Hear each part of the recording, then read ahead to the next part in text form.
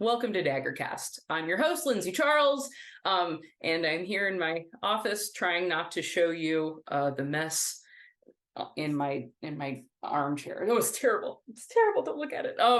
Anyway, we have a great show. I'm very excited about the guests, but I wanted to just talk about a couple things that I've been feeling, that I've been thinking about lately, horror-wise. I don't know, I've been going through some really stupid body issues, digestion, heart, not quite sure what it is. Doctor is very confused, and so am I, but I hate it, and I can tell something's wrong, and I just don't know what it is. But lately I've been also watching a lot of a specific kind of horror.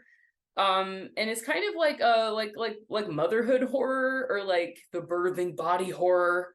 um and the most recent one that I've been like really just recommending to everyone left and right is I'm gonna butcher it, Huesera, the Bone Woman, which happened last year.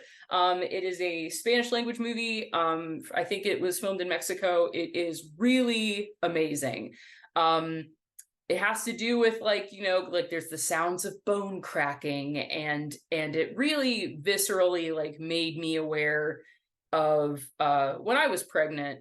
Basically we're following a woman who has been trying to get pregnant, finally gets pregnant, and it just kind of undergoes all of the shitty traditional remarks that people give a pregnant person, all the like just the sheer aloneness of it. Like, of course you're doing your pregnancy with a person, i.e. maybe a husband or a partner or someone, a surrogate, whatever you're doing, but the person who is birthing, the birthing body, is very alone. And that feeling already in itself is extremely, like, that's a horror, like, you know, that's a basis for horror. Alienation, being alone. It's almost like you're in a remote place, and really, like, people are trying to connect to you, and even other pregnant people are trying to connect to you, but they really just can't in your specific feelings, in your specific situation. Your body is literally morphing into something that you do not recognize. And you're also like, it's a given that you are going to succumb to some kind of pain. And so it's, I just feel like the movie, even though it doesn't really delve into all that, it really like kind of flashed me back to just the weird, desolate feelings I was feeling anytime somebody like said a dumb thing, like, oh, you're having a girl, oh, you know that, you know, girls and their moms, like, that's a, you know, not always a good relationship. And I was like, the hell? Or like my own HR person at my work touching my stomach without my permission, and she was the only one, which is hilarious. You know, I don't know, it was just very I like the kind of horror that we're going to, like, again, like, horror used to kind of be like a man's game, and now we're like really getting into just like the nuances of like pregnancy, which is oftentimes very scary. Another thing I would recommend to you, even though it's not a horror or movie, is a podcast that Serial did with New York Times called The Retrievals. This is amazing because it's basically like when you do IVF, like in vitro fertilization, eventually you have to go like into you and retrieve the eggs, and usually they drug you up to do that because that hurts. But a nurse who was working there was replacing all of the fentanyl with saline, and so the women were saying, this hurts so much, and like crying because of the pain and squirming, and the doctors were like, yeah, you need to stay still, we're giving you all the drugs we can, maybe you're wrong, maybe something's wrong with your body. And so the women like are talking about how, you know, like, to get a baby, you accept a certain amount of pain, you accept a certain amount of suffering, of torture almost. But you do it because you want a baby in the end, you know, like, because this, you want to be able to create a child.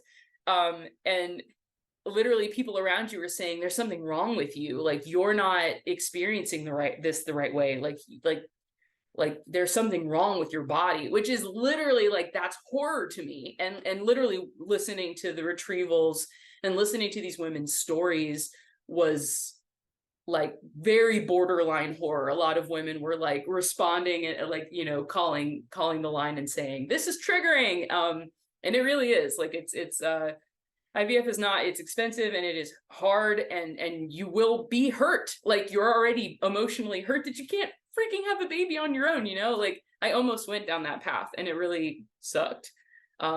Even just the couple steps I took on that path. So anyway, I'm sorry, went on a tangent, but I just really wanted to talk about that. Because the guest that I had, I didn't want to talk children with her because she's very young, might possibly be playing a teenager well into her 30s.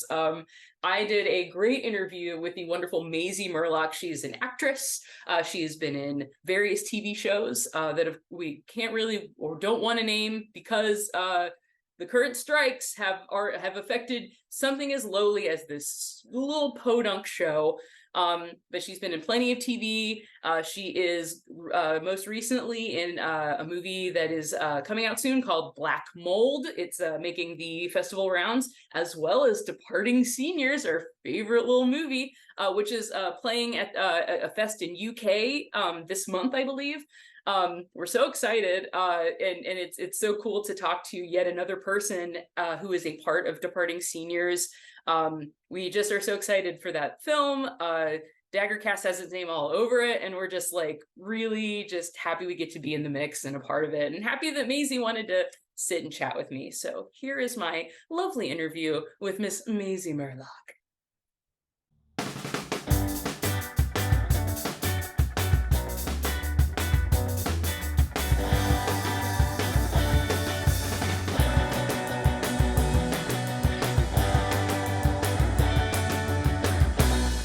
Maisie Merlock, thank you so much for being on Daggercast.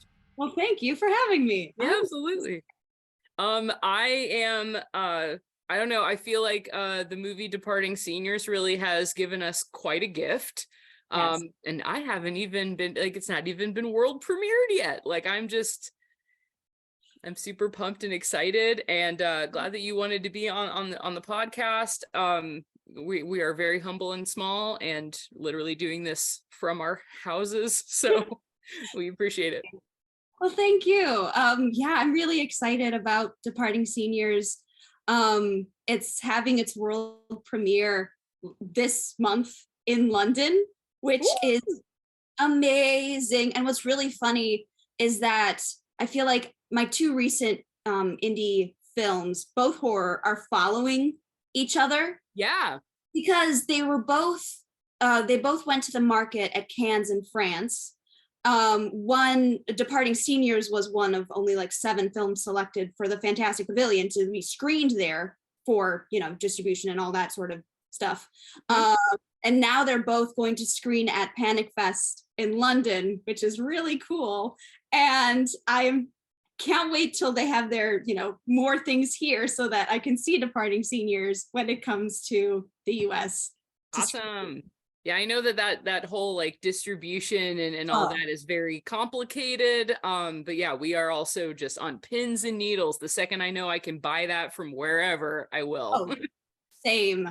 I cannot wait to see it. I haven't even seen it yet, and I'm dying to. Awesome. Well, just kind of set the ground rules for what we can and can't talk about. I know that you have done quite a lot of TV. However, we will not be speaking about it because of this goddamn strike. Yes.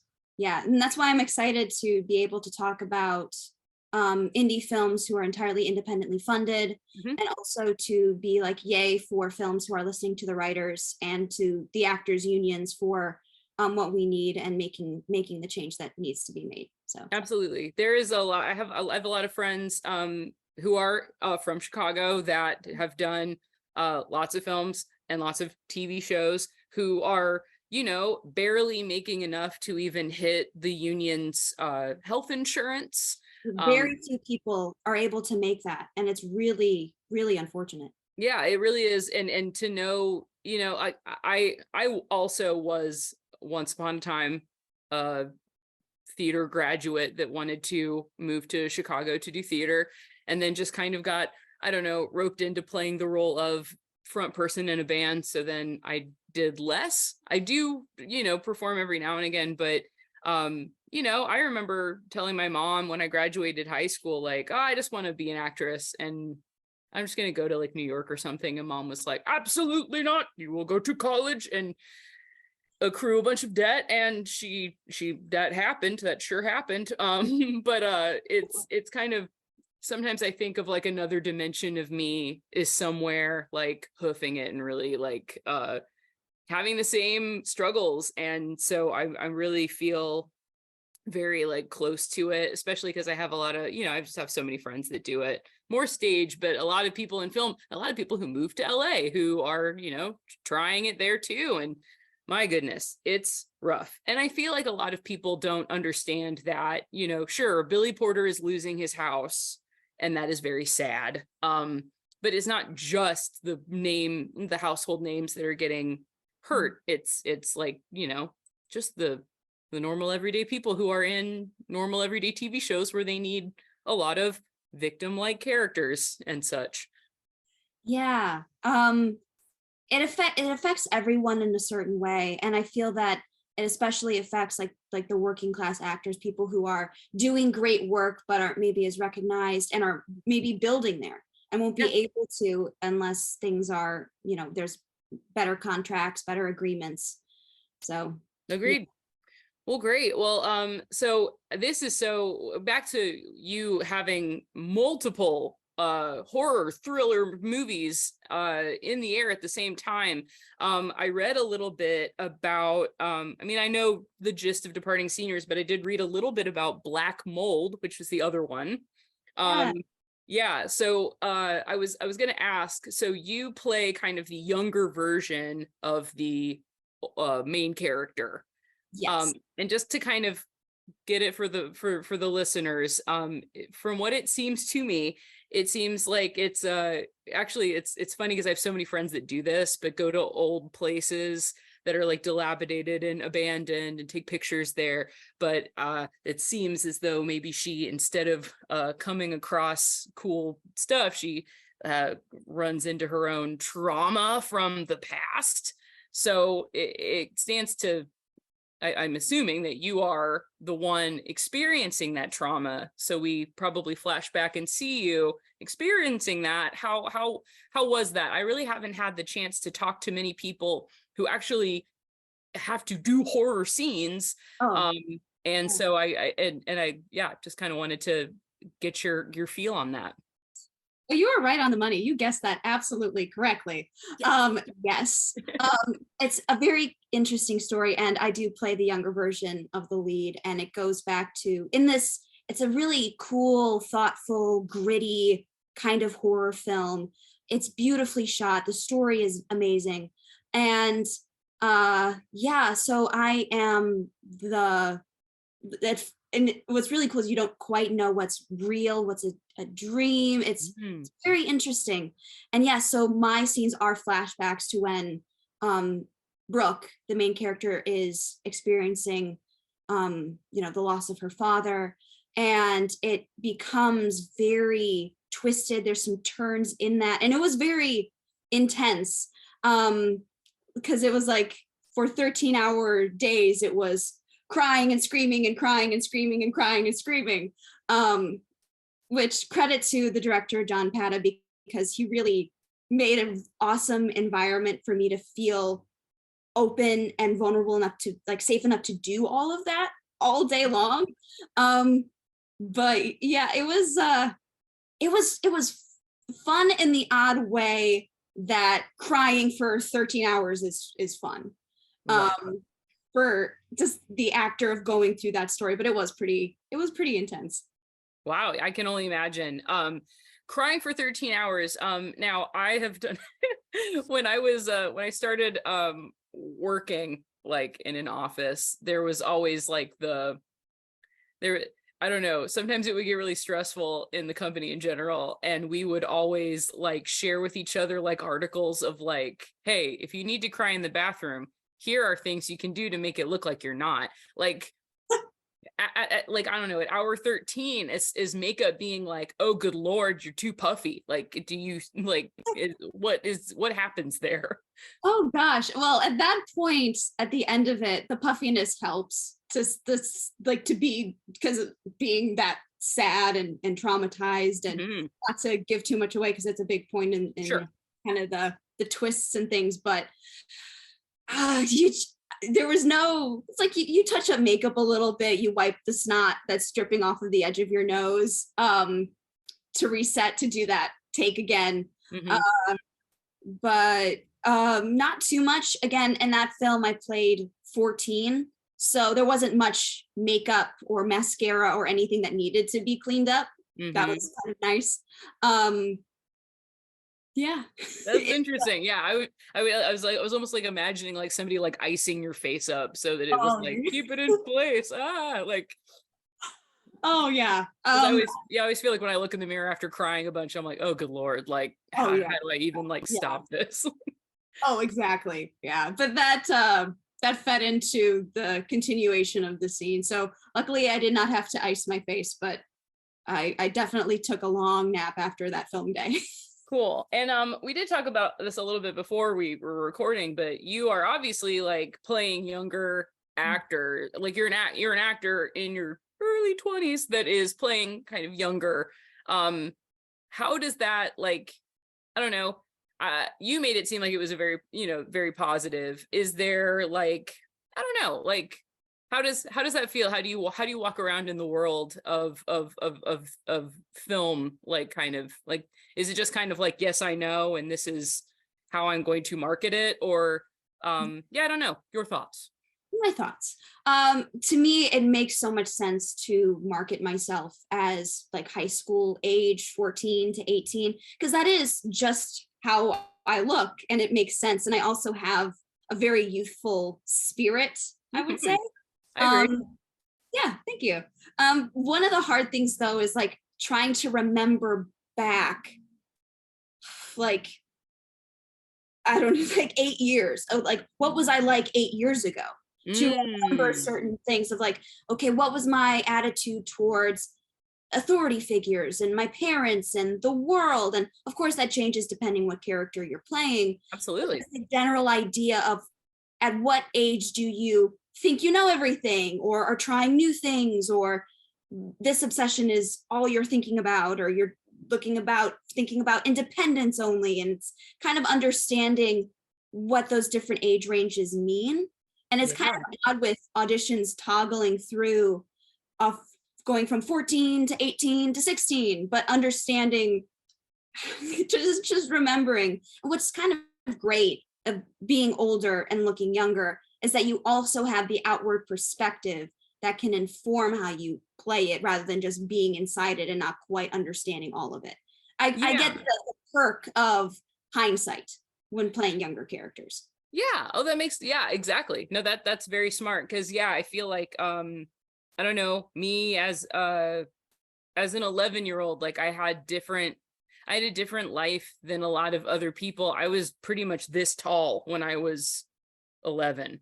Like I was starting to grow boobs when I was 11. I already had my period. Like a lot of kids when they were 11 did not have those things. And I felt like a freak. So it's like, it's interesting because I feel like, I don't think I ever felt like a kid for a long time, but also like I feel like I really got older real fast, I guess due to the circumstances of my being a person.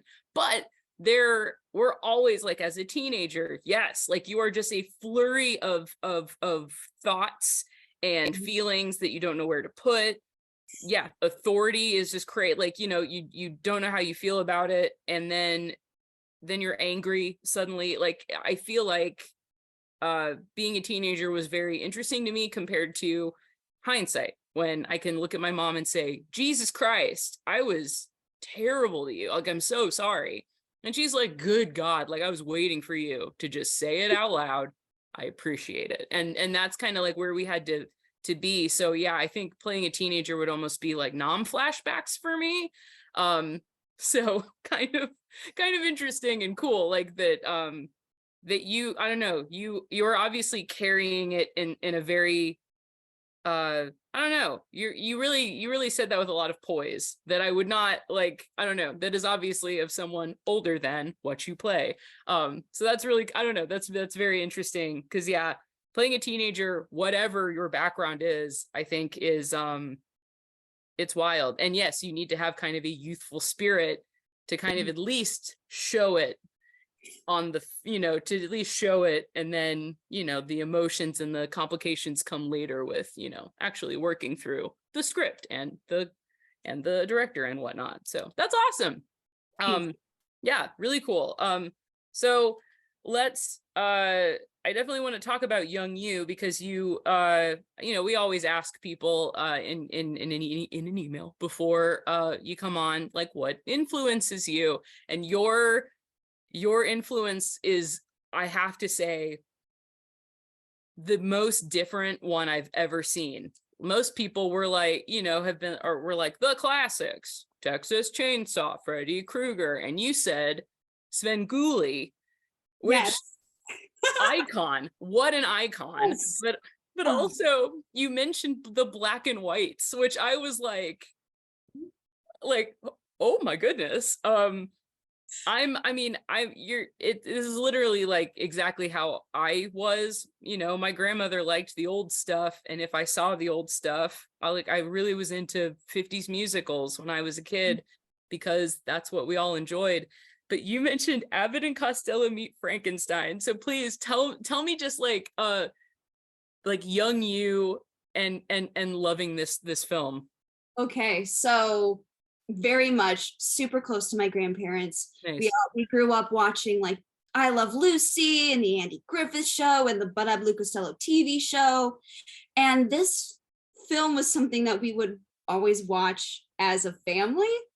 And the sketches are just brilliant. If you haven't seen it, you have to. The way that in this film that that Lou Costello sees the monsters, and just how like they move around the room, Bud just doesn't see it, and he's like, come on, you're an idiot, when he's not. And it is, I mean, the physical comedy, the wordplay, it's just amazing. Yeah. And what's really cool is they use all of the monsters. Yes, so well. Like Bela Lugosi is there, Lon Chaney Jr. is there, Vincent Price, he's there. Like it's hilarious to watch, because you're just like, everyone was taking it very seriously, but it was Abbott and Costello. So yes. And I'm always obsessed with like behind the scenes stuff. And I love like black and white bloopers. There's something about black and white bloopers that are just more hilarious than any other kind of blooper. But I forget the name of the person who played Frankenstein in Bud Abbott Costello's Meet Frankenstein. I think it was the regular guy, but yeah. I think he was kind of too serious. It's like, I don't want my monster to be in this comedy. Yeah. I don't know. But there was when Lou Costello sits on the monster and he counts his arms, and he counts 3, because there's like an arm on like the ledge of the seat, and he's like confused because he's like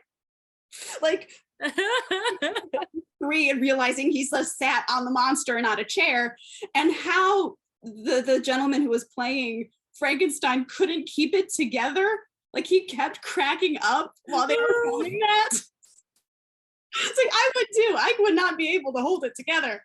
Amazing. That's I haven't really watched many black and white bloopers. I did see, again, TikTok just makes it so accessible, but people were like, oh hey, do you want to see a bunch of silly bloopers from old movies?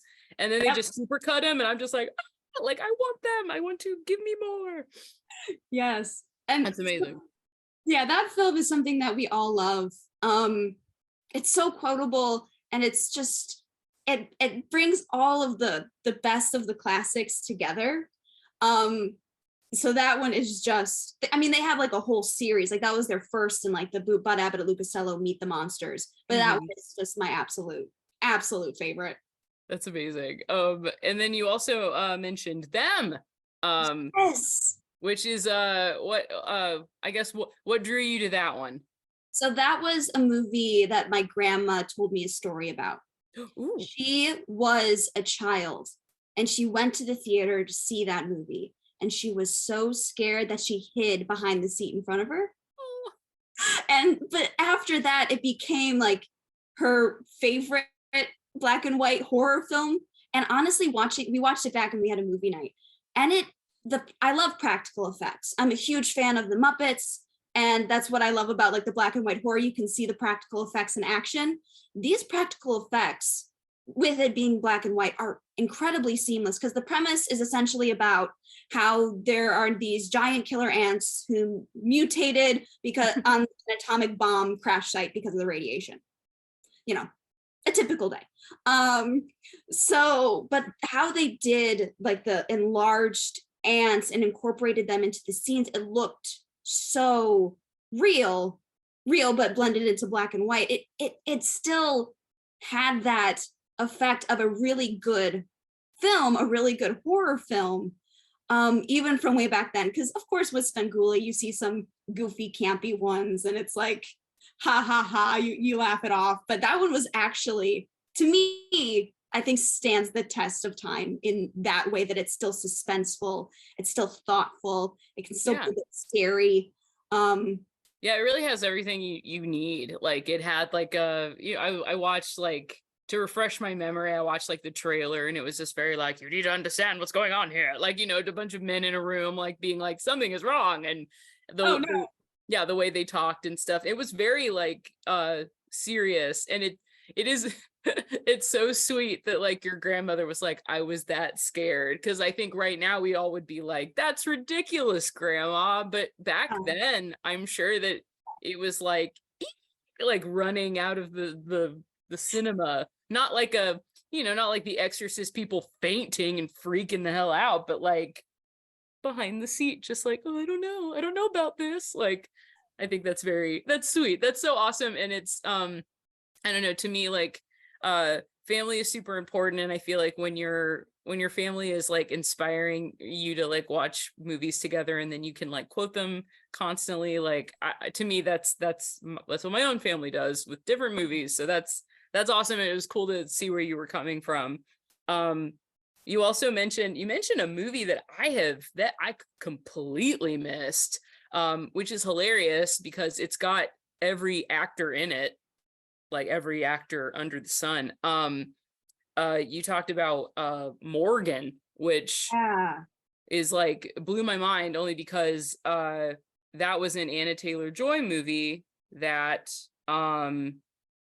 was early on in her career, and I don't know, it just was like, I have never seen it, so now I will.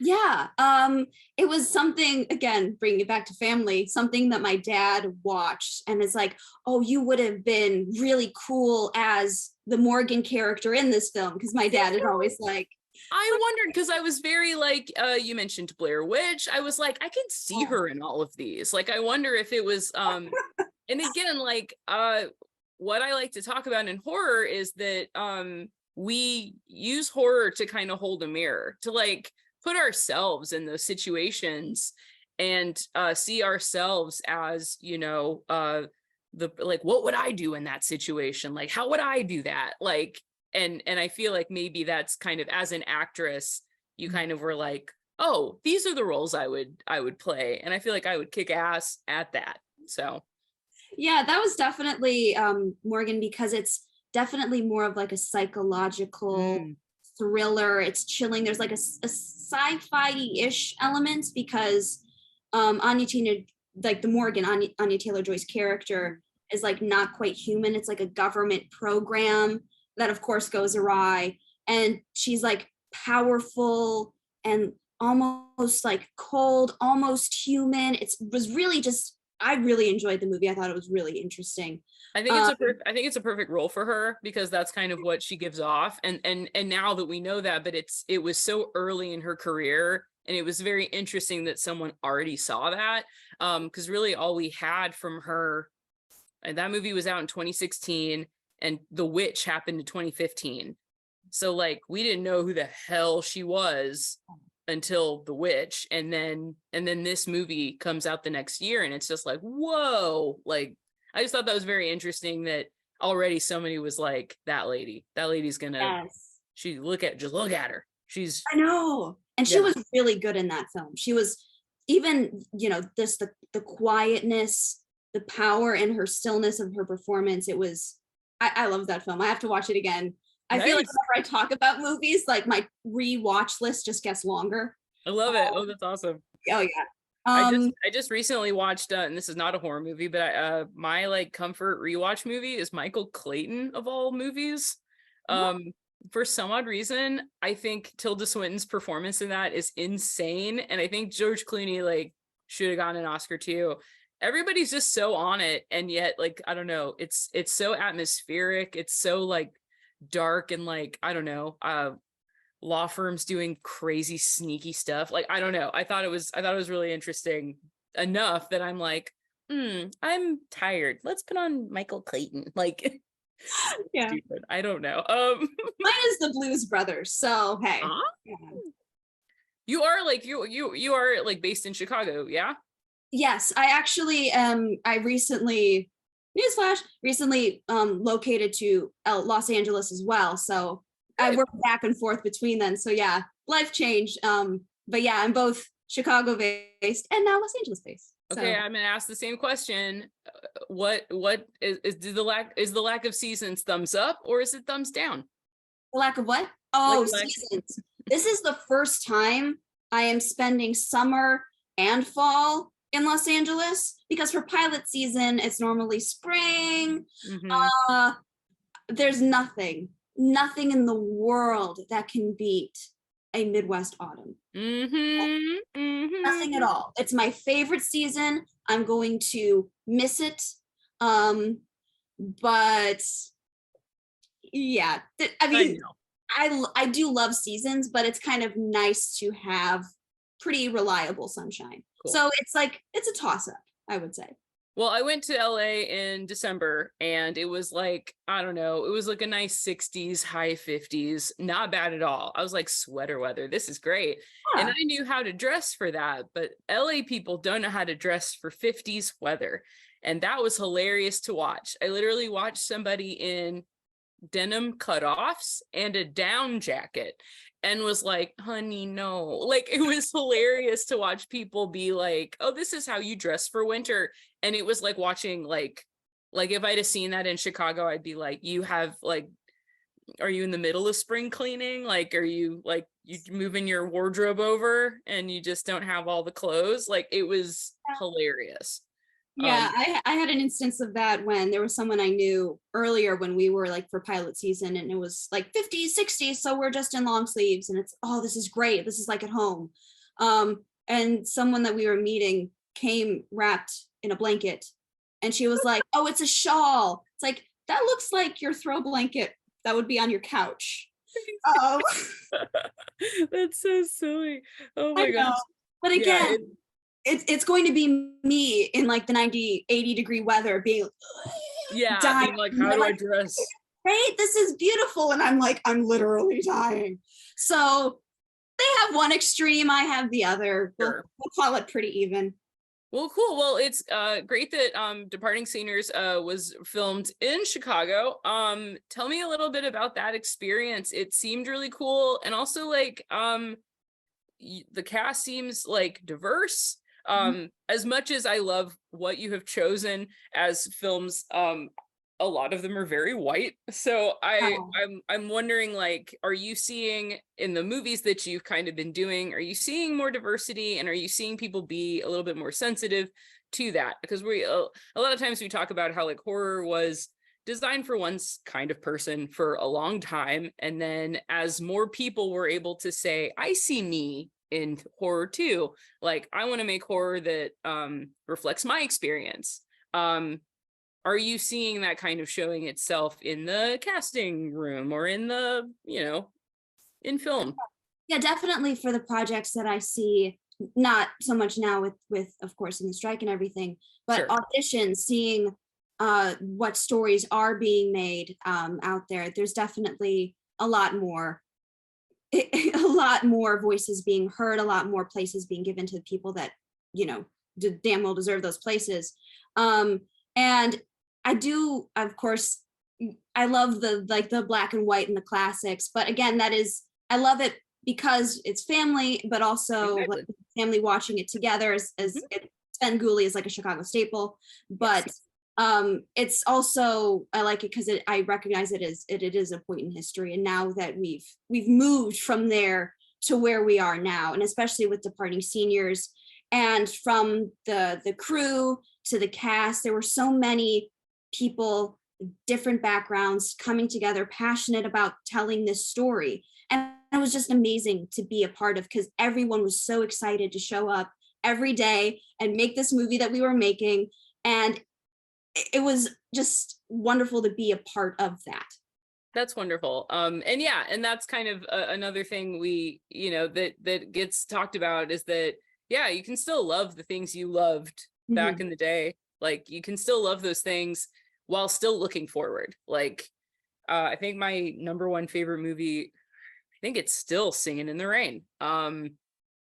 But like, I understand that was then, and that I don't necessarily have to, like, I don't know, it's not like I can still laugh my ass off at that movie, while still kind of being like, okay, yeah, they talk about the jazz singer. Yeah, that wasn't maybe the best part of silent film or making films talk and whatever, but I don't know, I can still like know that is something that my family loves and embrace it.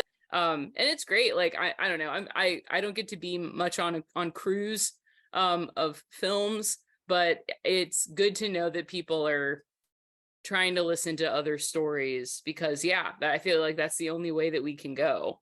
If we keep telling the same story, it's not gonna, you know, then what, the big Disney execs that make billions of dollars win.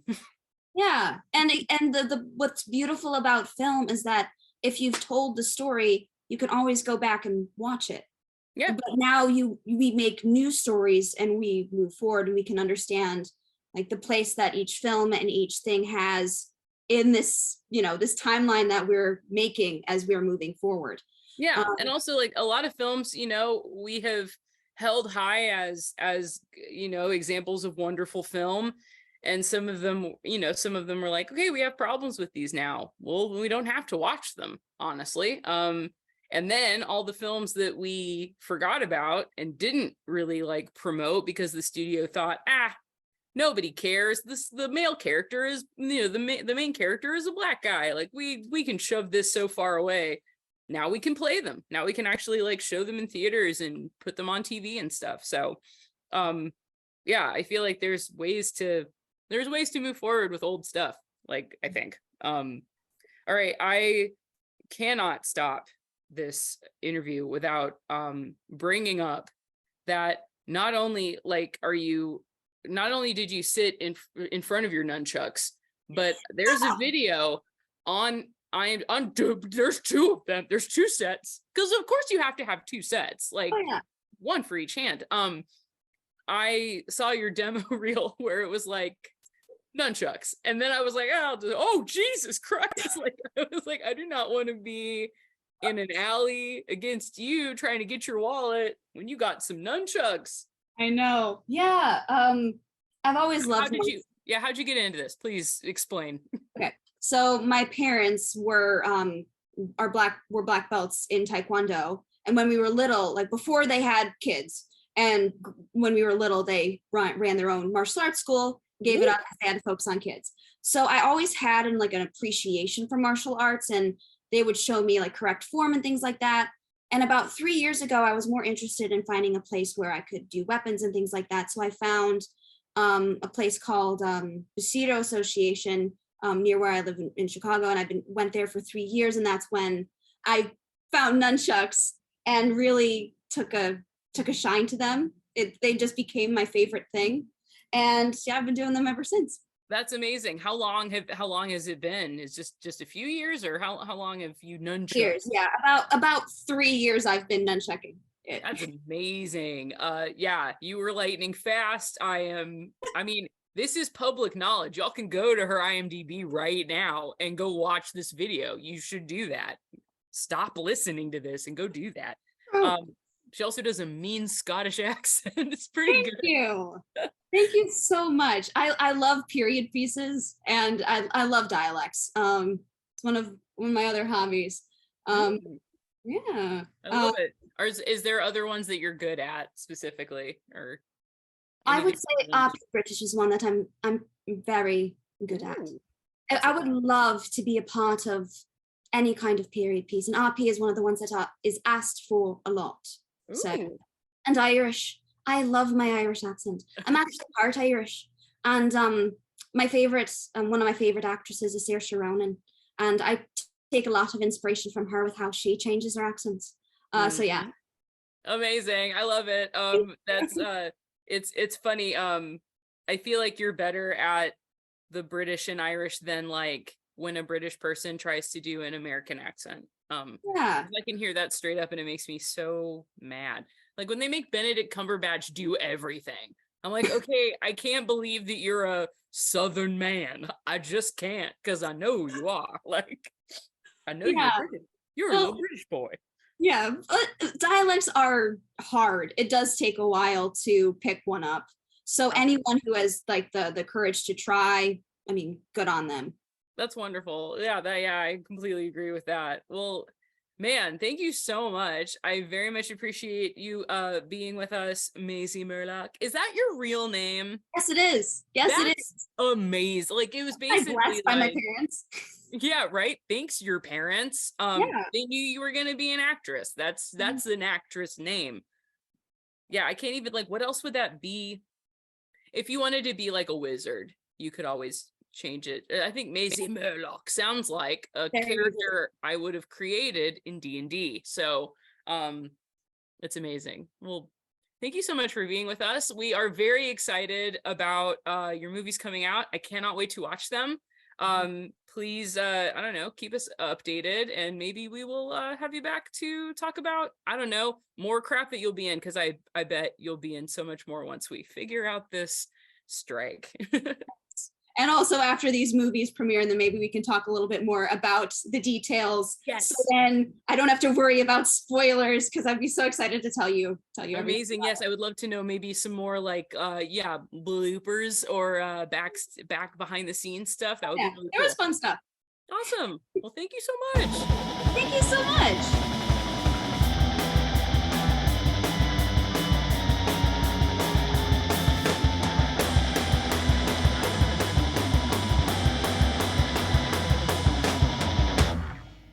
And that was the interview. Thank you so much for listening, tuning in, whatever, however you're listening to this, or seeing it literally with your eyeballs on YouTube. We are on all of the streamy thingies. Please feel free to reach out to us either on Facebook or Instagram. I just got the Instagram password, so get ready for some stories, because man, do I just run across so many great, like, creepy horror TikTok accounts. So I will be sharing those from now on. Very excited. And please feel free to email me at daggercastinfo@gmail.com. We would love to hear from you. Also, if you want to talk horror with me, seriously, there's no requirement of being a guest here. I just want to talk to you if that's okay. All right. Thank you so much. Goodbye.